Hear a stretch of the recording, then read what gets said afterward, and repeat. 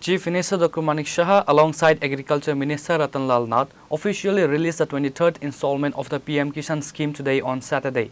To mark the occasion, a special state-level program was organized at the Tripura State Agricultural Research Centre located in Adinagar, Agartala.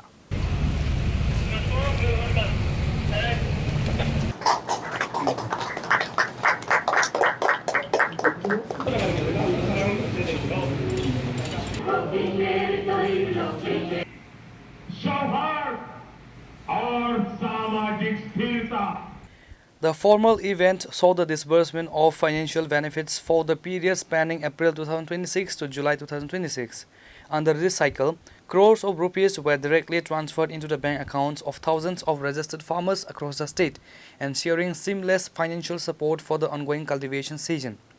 The Chief Minister emphasized that the direct benefit transfer mechanism of the PM Kisan scheme has completely eliminated middlemen, ensuring that full financial assistance reaches the genuine cultivators at the grassroots level to help cover their seed, fertilizers and operational costs.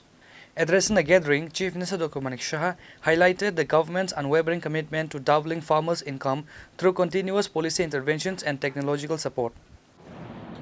আমরা সবসময় জানি যে ভারত সরকার বিশেষ করে মাননীয় প্রধানমন্ত্রীর নেতৃত্বে যে সরকার আজকে চলছে তৃতীয়বারের জন্য উনি সবসময় অন্নদাতাদের ভারত যে সর্বাঙ্গীন উন্নয়ন যেরকম প্রতিশ্রুতি দেন সেইভাবেই কিন্তু উনি কাজ করে থাকেন। বিশদভাবে উনি আজকে আলোচনা রেখেছেন এখানে। প্রধানমন্ত্রী কিষাণ সম্মান নিধি এটা আমাদের কেন্দ্রীয় সরকারের একটা প্রকল্প এবং এটা শুরু হয়েছিল আমাদের রাজ্যে এটা 2019 থেকে শুরু হয়েছিল এবং মেইন যে উদ্দেশ্য সেটা হচ্ছে চাষিদের যে তাদের আয় বাড়ানো, তারা যেন গরিব না থাকে, তাদের আয় যদি বাড়ায় তাহলে যখন ওনারা আর্থিকভাবে উন্নয়ন হবে তবে আমাদের রাজ্যেরও উন্নয়ন হবে, দেশেরও উন্নয়ন হবে। এবং ক্ষেত বাঁচাও অভিযান একটু আগে আপনারা শুনেছেন, মেইন উদ্দেশ্য এই কারণেই।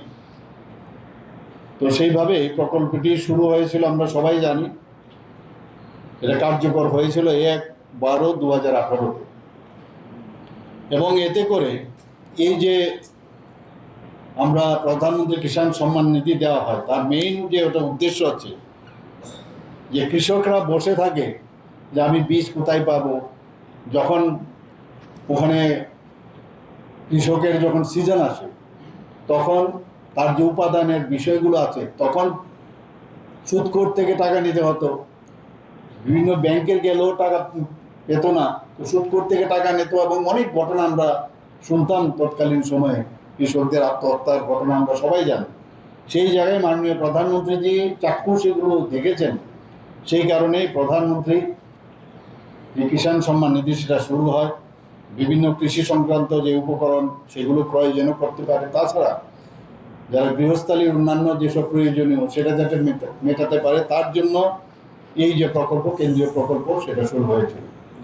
আমরা সবাই জানি প্রতি 4 মাস অন্তর অন্তর আমাদের যে 2000 টাকা করে টোটাল 6000 টাকা আর্থিক অনুদান পেয়ে থাকেন এবং এবারও কিন্তু মাননীয় প্রধানমন্ত্রীজি ওনার বক্তব্য বলেছেন মাঝখানে মিডলম্যানের যাতে ব্যবস্থা না থাকে, সরাসরি তাদের ডিবিটির মাধ্যমে তাদের যে অ্যাকাউন্ট সেখানে চলে যাচ্ছে এবং 22তম কিস্তি যেটা গত বছর হয়েছিল সেখানে সারা দেশে 11 কোটি ও তার থেকে বেশি কৃষকদের ব্যাংক অ্যাকাউন্টে 4,28,00,000 কোটিরও বেশি প্রদান করা হয়েছে।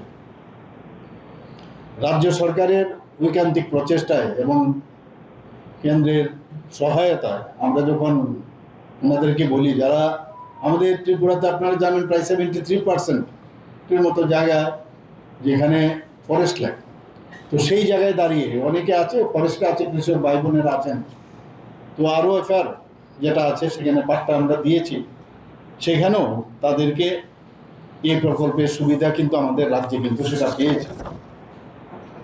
রাজ্যে এই প্রকল্পে প্রথম কিস্তি যদি আমরা দেখি 2019-এ যেটা আমি বললাম এবং 22তম, আজকে তো 23তম, সেই কিস্তি পর্যন্ত মোট 2,85,571 জন কৃষককে অ্যাকাউন্টে 977,89,89,00,000 টাকা প্রদান করা হয়েছে। আমরা বলি আর্থসামাজিক উন্নয়ন। আপনারা ভাবুন, আজকে যারা কৃষকরা আছেন, যেটা মাননীয় প্রধানমন্ত্রীজি বারবার বলছেন যে এক তো ওনাদেরকে আর্থিকভাবে সাহায্য করা এবং গ্রামীণ যে আর্থসামাজিক উন্নয়ন, সেটাও কিন্তু এই অনুদানের মাধ্যমে সেটা সম্ভব হয়েছে। আজকে 20শে জুন পশ্চিমবঙ্গ দিবস আমাদের সামনে, মাননীয় প্রধানমন্ত্রীজি বারবার বলছেন নতুন পশ্চিমবাংলা, আবার বলছে কারেন্টের মতো, ইলেকট্রিসিটির মতো এত স্পিডে এখানে কাজ হচ্ছে যে এতদিন ধরে বসেছিল কবে আমাদের ভারতীয় জনতা পার্টির সরকার সেখানে হবে, এবং তার ইতিহাস মাননীয় প্রধানমন্ত্রী যেখানে রেখেছেন যে পশ্চিমবঙ্গ দিবস, সেটাকে সামনে রেখে তারকেশ্বর থেকে ডিজিটাল বোতাম টিপে পিএম কিষাণ সম্মান নিধির 23তম কিস্তি প্রদান করেছে। A large gathering attended the convention, including senior officials from the Department of Agriculture and Farmers Welfare, public representatives, and a vast number of local farmers.